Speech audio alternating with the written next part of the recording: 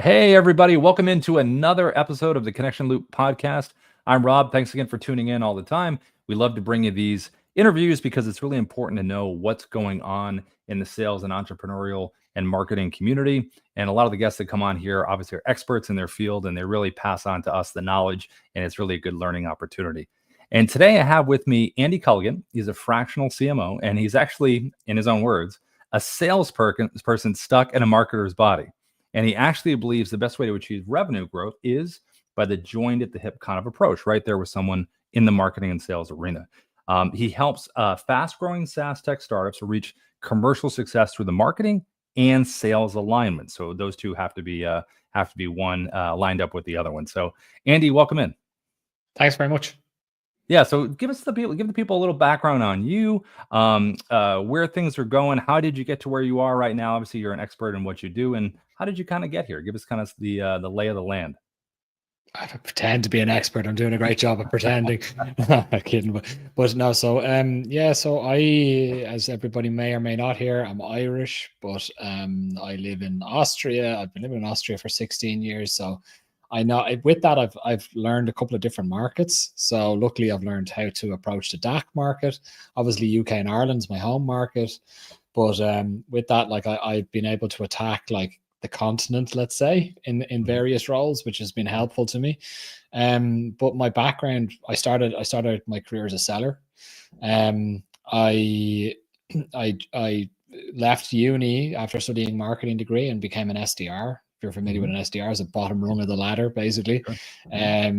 Like every other SDR, I didn't want to be an SDR, but you put your time in and you do your dues, and then you move up into the sales world. So I did sales for a number of years, and then I wanted to earn less money, so I went back into marketing. So I then started working multinational, and this is a 15, 16 years ago at the start of sort of marketing automation, CRM tools. And I very quickly became like the global champion for Marketo back then, and also Salesforce. And at the same time, I'd also become like pretty well rehearsed in lead generation with this multinational. I traveled the world with those guys, like organizing trade shows, but also all of our lead gen campaigns, digital campaigns, all of our marketing automation setup, all of our Salesforce setup, lead processing, all of that stuff that I just had no idea about before that. Yeah. I then very quickly became the global expert for that at like a 10,000 person organization, right? So following that, then I then found myself in tech and started working for a company that just received a huge amount of funding to go into the US, a company called Emarsis, which is now owned by SAP. And I came into that as well, coming from a multinational where it was busy, but like not crazy busy. But then coming into tech, it was like head spinning off your shoulders busy, right?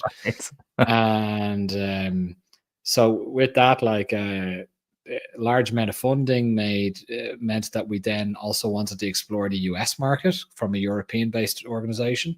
Yeah. So the next stage of growth was really growing in the US. So I got to see that from the beginning. Made a ton of mistakes, but like we were sort of able to make a ton of mistakes because the funding sort of allowed that. Now those days are long gone. Those days are long gone, but we managed. Like I think I was in a lucky position whereby we made a lot of mistakes, but I learned a huge amount, as you do by making mistakes, right? Sure. And then that sort of set up my career. I then was leading a global team, and all lead generation was coming through me. I was the global director of demand generation later, and then I went into my first VP position, grew a team and a scale up. We quadrupled or almost 5x the revenue in the space of 2 years, which was a wild ride as well, expanding into all markets across the globe.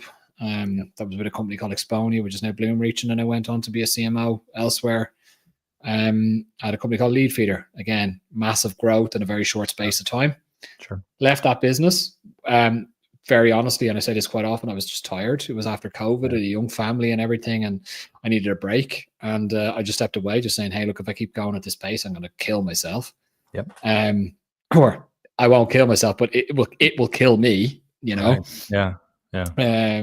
Which people I think often know in the tech spaces if you're not careful, you'll burn yourself out very easily. So I took a step away, and people just started reaching out to me saying, hey, would you be interested in, coming on full time? And I just said, no, but I can help. And that was like 4.5 years ago, and since then it's been like snowballing since. And I set up andyculligan.com about 6 months after that, but I'd already had 3 or 4 customers. And from there, what happened was that some customers were starting to require additional stuff, not just me. They wanted a full team. So actually what I've done now in the past year, I've launched a go-to-market agency called purplepath.io, which then has all elements of the marketing team. So you don't just get CMO support, you also get design, content, product marketing, messaging, positioning, marketing operations, digital marketing. And these were all with people that I know and trust that I've worked with for nearly 15 years now, that I've pulled in, and we've built this agency now, which is growing rapidly. So that's sort of like my background and where I am up until now. We work across businesses across Europe, but also in the US as well. And mostly tech. Very unique insight in terms of, especially when you're coming from the rung of the ladder, the SDR stuff, working your way up through, and not only just working your way up through from there, sales, marketing, the whole deal, but international, everything that you've done. It really probably opened your eyes to a lot of the way things kind of unfold, especially with strategies. Because a lot of the time, I think it was HubSpot that coined the phrase, smarketing, years ago, where it was the merging of the two. And what we're having in sales in general is with social media is combining with this now. The little Venn diagram is having more stuff added to it, because we're in such a swipe society where, the attention span is becoming shorter and shorter. What does the generation of messaging look like? Where are you placing the messaging? How is it being funneled? It's just, all of this is just evolving so quickly that it's interesting to have like a background like yourself, where you've seen it from day one and then seen the strategies as you've gone along, obviously. Now, one thing you talk about a lot is proven strategies. So proven strategies for growth and scaling up, which I think obviously all the SaaS companies and businesses in general want that kind of mindset, that kind of strategy, that kind of advice. What would kind of be your take on that? Sure. I think one thing we need to consider is that the SaaS landscape, or just the technology landscape, especially when it comes to sales and marketing tech, is incredibly saturated. So stuff that we would have, or there's not just thousands of companies, there's tens of thousands of companies competing for every single segment, every single category that you can think of. There are everything from whales all the way down to medium-sized fish, down to minnows, that are all competing for the same book of business, basically, right? So, and I come from a space where it was particularly competitive, always particularly competitive, which was in marketing automation. Now, in marketing automation, you've got a range of different products, but it mostly starts with email marketing. I think if you look for email marketing, like platforms that are available, there's something like, I don't know, 700 or something like that are available, right? And a lot of those and then you have that there's 700, but at the very top of that, you have the SAPs, you have the Salesforce Marketing Cloud, you have your Adobe Marketing Clouds, you have your Oracle Marketing Clouds, you have these huge whales, right? That like my mother knows. Right. So like my mom knows nothing about tech, but like if I say, hey, have you heard of Oracle? She's, oh, of course I heard of Oracle. Everybody knows Oracle, or Salesforce. I know what whales are and I know what Oracle is. Yeah, exactly. Exactly. So like, and the thing is, you've got this like mid-market space where there's like, that's where the scale-ups live, right? Mid-market is where scale-ups live. And that's the most competitive space there, because they're all competing for the same business that the whales are competing for. And sometimes they win them. Right. Like, and they're also trustworthy brands. But the issue there is that what I found across all of these different companies, regardless if it's in marketing automation or whether it's in any other category, they don't have any brand presence. Like this is the thing. It's like, oh, nobody knows who we are. Well, it's like, of course, nobody knows who you are, because you haven't spent a huge amount of money in telling people who you are, and you also haven't done any tactics to tell people who you are.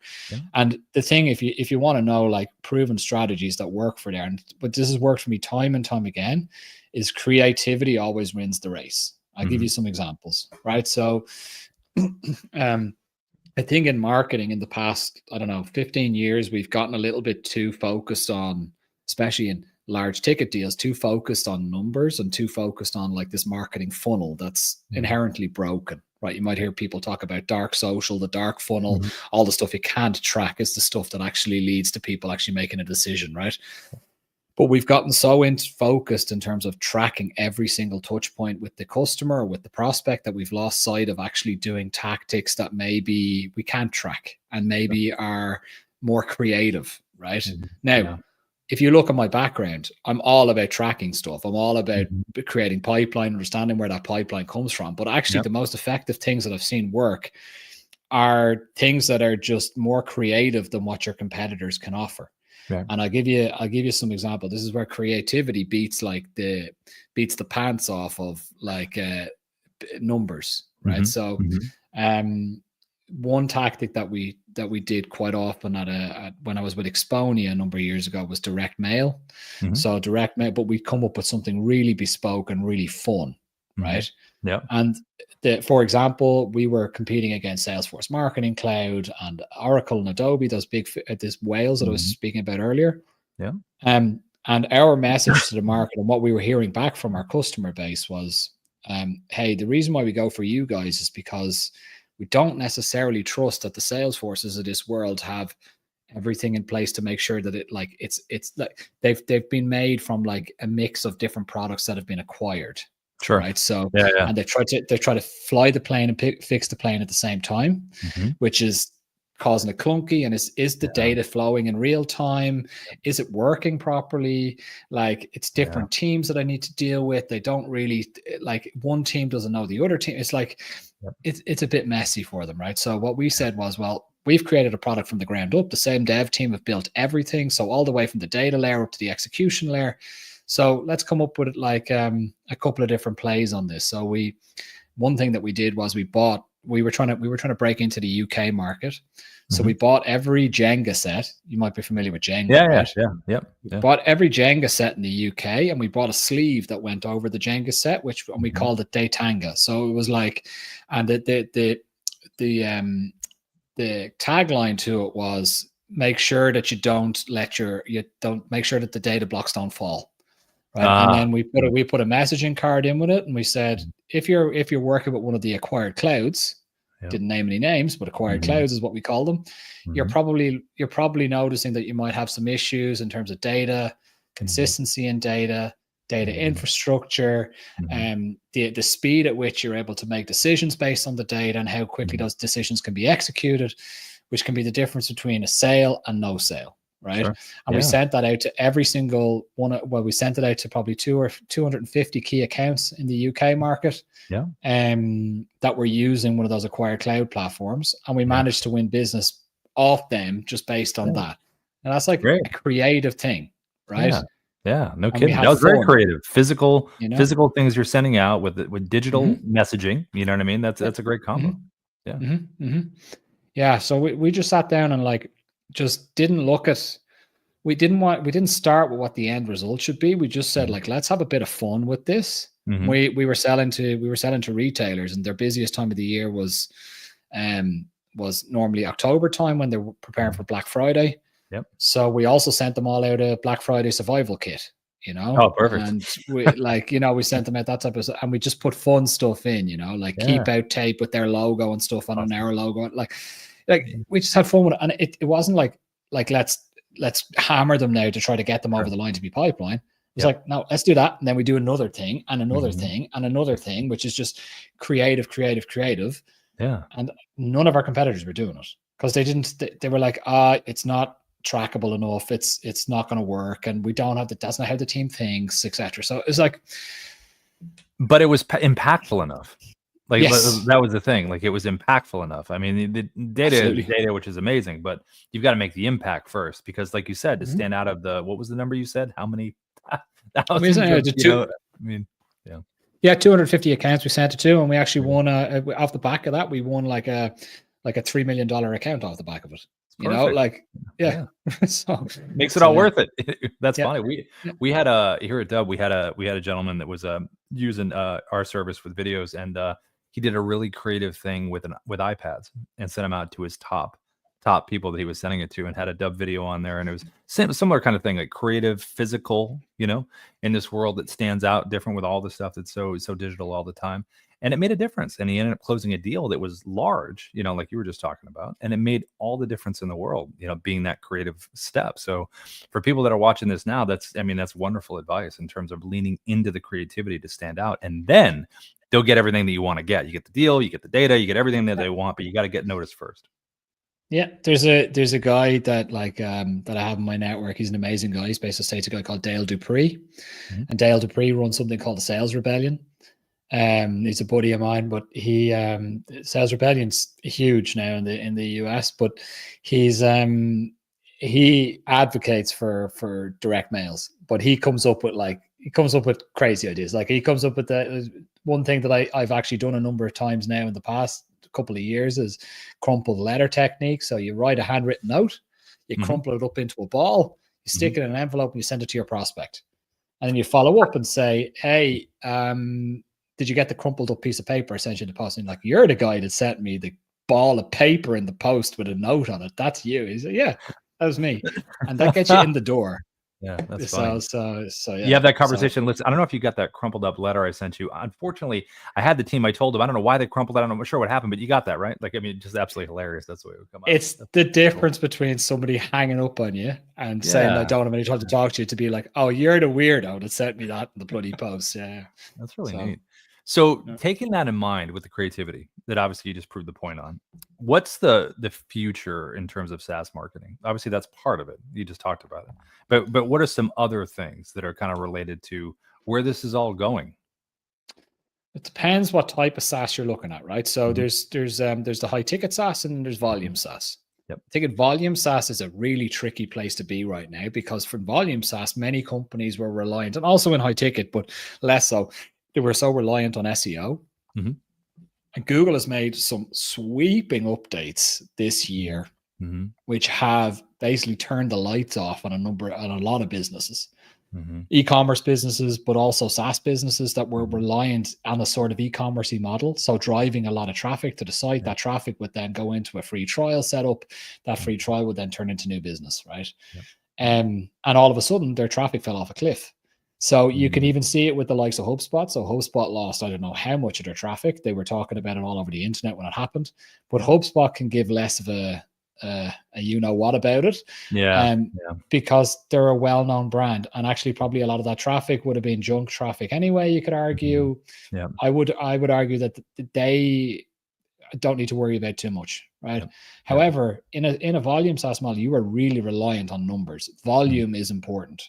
Because the difference between a volume SaaS and a high ticket SaaS is you go into that play where you free trial, and then you might be spending $20 a month. You need thousands of those customers to make sure that your business is running, right? Now, high ticket SaaS, you can be a bit more, you could be less reliant on driving volume traffic, because it's great to get volume traffic, but you're let's say in high ticket, you're talking about minimum 50K contracts per year, annual recurring revenue. So I think they're less affected by that, but in the volume SaaS world, I think that's like a real issue, and they need to like one of the things, and like everyone's talking about AI nowadays. I think if we talk about like ChatGPT, for example, is understanding how SEO works for those ChatGPT or Gemini or whatever it might be. How do you get into the search results there, right? So that's one of the things that I think companies are trying to get to terms with at the moment. I spoke with an SEO expert about it last week or 2 weeks ago on my own podcast. Kinga Edwards is her name. She works with some of the biggest SaaS businesses, volume SaaS businesses on the planet. We're running their SEO strategies. And she's like the person that I go to about all things SEO. And she was like, I don't know which way this is going. You know, you can watch the podcast. She was like, this is unprecedented, you know, like.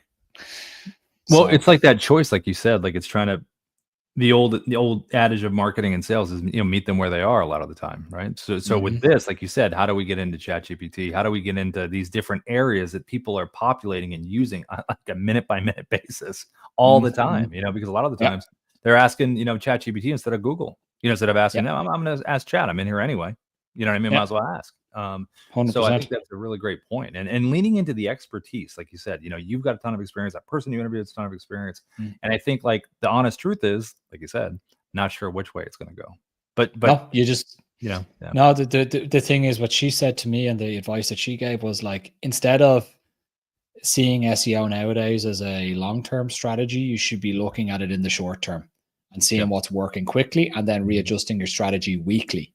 So if you ever ran anything SEO wise, that's long tail stuff. Let it run, see how it goes. Then, 3 or 4 months in, then start to readjust a little bit.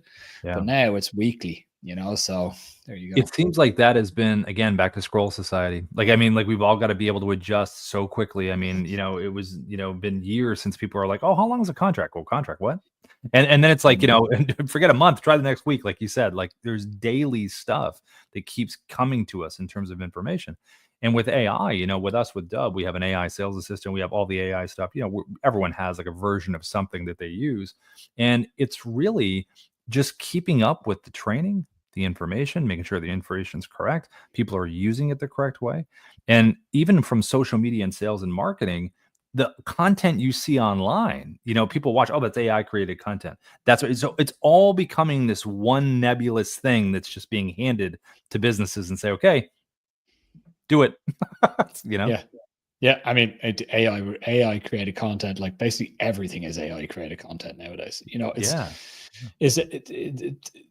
The majority of stuff that you will read online has had 70% of it is AI generated, and then there's a human on top of it making sure that's not complete junk, right? And then making sure that it goes out into the world. But like, let's take podcasts as an example. Like, we're creating the content now, but to create posts, we're using AI to make sure that it's put into snippets, I guess. Like, I'm just guessing, but I do it myself. We're using Riverside. It tells you which parts of the episode are the most interesting. You don't even need to snip into that yourself. It does it for you. And then it gives you a nice little neat package at the end of it. If you want social posts, you can have social posts. Like, there's the possibilities are endless, really.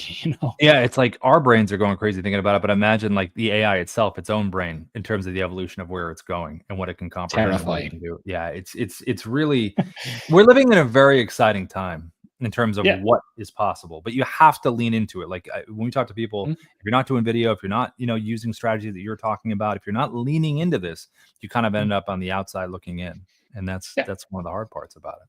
I wanted to ask you, you mentioned at the beginning, you said early on mistakes and stuff. So for you, when you think about your career in general, what you've learned, what you've done, what you've accomplished, what you've built, what is there that sticks in your mind, almost that thing on your shoulder that kind of reminds you, oh yeah, that's right. But the thing that keeps me on the right path towards a good old North Star. So, I'll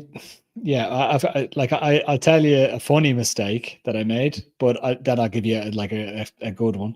But when I first moved to Austria, like, as I said, I've been living here for 16 years. And when I first came here, I didn't really speak any German. Now I'm fluent in German, but I took on an SDR role at the time in German, which was not wise. So I was cold calling in a language that I didn't fully speak. And that was rough. I bet it's hard to cold call in your own language, but you're like, but the heck, what I was going to do in German. Yeah. So getting through that interview was gift of the gab, and I don't know how I got hired, but there you go. But that was one funny mistake that I made. But yeah, mistakes. Like, I mean, yeah, like one of the things that I always tell my team nowadays is never assume anything. Like I've learned that the hard way. Like, never ever make the assumption that something is being done or somebody's seen something in some way, or that it's being interpreted as that, or that something's moving forward without checking on it. Never ever make that assumption, right? Because I've learned that the hard way. Always pay attention to the details. If you don't pay attention to the details, the likelihood is that it's going to fall apart, because there's not enough people paying attention to the details, especially in tech where things are moving so quickly, right? Yeah. I can be a right pain in the ass, like, to my team. Like, they call me a pain in the ass. It's just completely fair, because I've gotten to the point now where I was always very, like, I always wondered how CEOs, etc., see things that I didn't see. And how come it's always this bloody CEO that always finds this mistake or finds this thing? Like, how do they see it? Yep. And that's like years of like just lifting, like Yeah, it gets like sure. it's like they let the weight gets heavier, but it Mhm. it gets easier to lift, right? And you Yeah, just see things. And I've now got to the point, I was thinking about this earlier today, that I've gotten to the point where I see things that others don't, because I've been in the position for as long as I've been in. got it. And I'm now that pain in the ass that notices the things that are going wrong. Now, for a long time, like, one of the mistakes that I would have made is not raising those things soon enough, or Mhm. biting my tongue. I'm Irish. Irish people don't like conflict. And I shied away for conflict for so long. Right. And actually, that's the worst thing that you can do. That's a big mistake that I've made up in my career up until probably in the past 3 or 4 years. I've held off on getting rid of somebody on the team that wasn't pulling their Mhm. weight, which Yeah. then actually ultimately ended up with other people leaving, because they were like, this guy, I can't respect Andy because he's not making the decision that needs to happen. Got it. I made decision too late, which then, when firing people, like, they needed to go for many reasons, but Yeah. I made the decision far too late. And what happened with that then was they were probably more surprised than anything, because they'd kept them on the team. Got it. And nobody should ever be surprised when they're Yeah. getting sacked. Right. Right. They should almost see it coming, or like at least have an idea or some kind of, yeah. 100%. And Agreed. that's on me, because as the boss, I should have been given the hard feedback. I should have been seeking out the conflict. Yeah. But Yeah. instead, I took the easy route and didn't, and just ignored it. Well, I think, you bring up another kind of side point of that is, when you're running everything and doing everything that you're doing, there's an expression that Ruben, who started Dub with Darius, the two founders of Dub, Ruben's favorite expression is click everything. So like Mhm. for everybody on the team, for all of us, just like, Mhm. hey, when you see something, just start clicking everything, because when you click everything, you have an idea a little bit. Oh, I didn't know about that. Oh, I noticed that. I noticed this. And it's something, I think it's a really good piece of advice. And it's what you're saying as well, is like, you've got to lean in, and then you actually got to click. You can't Yep. just look and be like, oh, I'm not going to click. You got to click, because then it opens up other things that you're not noticing, or you should be noticing. So that's great. Anybody that's worked in email marketing will 100% agree with that. And there's Yeah. Yeah. Yeah. nothing more terrifying than sending an email out to 1 million people. And Yep. I've been there, and you And click send, and you're, oh dear Jesus. well, email is funny because it's like what is it? The most checked thing in the world? Like, people check their email at like 3 a.m. You know what I Yeah, mean? The yeah, most checked thing yeah, it is. yeah, yeah, That's yeah, cool. yeah. So talk to me about the future. Like, what's on the horizon for you guys with the agency, with you? Is there anything exciting? Like, because with us at Dub, we'll do tech announcements. Like, hey, we got this feature coming out. We're excited about this thing. For you, for the remainder of 2025 and in 2026, what does that Yeah. look like for you guys? Well, there's exciting stuff happening. So I've just been nominated as Marketer of the Year at TechPon. TechPon is one of the leading SaaS publications here in Europe. Congrats. So That's awesome. thanks, That's great. thanks. Yeah, Hey, look, here's some yeah. celebration for you. There you go. There we go. There you go. So yeah, let's see. I've been nominated, which is a great honor in itself. The awards are happening in June, so myself and a couple of guys from the team are flying down to that. And we've got a number of different things in the pipeline, bigger projects in the pipeline, which are now very interesting. Yep. We've won a number of customers already this year that are now starting to really turn into another gear, which is great. The big thing for us this year is trying to figure out how to scale, right? So we're a services model.